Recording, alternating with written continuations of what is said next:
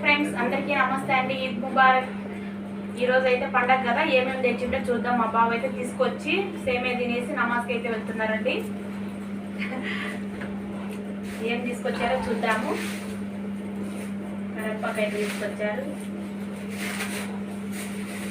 కొత్తిమీర, గోంగూర, chicken, mutton, మళ్ళీ ఏం తీసుకొచ్చారో తెలియదు. ఇదైతే చికెన్ ఫ్రెండ్స్, చికెన్ అయితే తీసుకొచ్చాడు.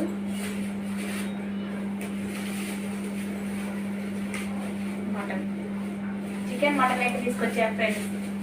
ఇవన్నీ ఇప్పుడైతే పనులన్నీ స్టార్ట్ చేసుకోవాలి. ఎందుకంటే తిని బయట నమాజ్కి అయితే వెళ్ళారు కదా, ఇప్పుడైతే తొందరగా చేసుకోవాలి. కానీ నిన్ననే ఇవన్నీ చేసుకోవాల్సింది, కానీ నిన్నంతా కరెంట్ పోయిందండి మా ఊర్లో.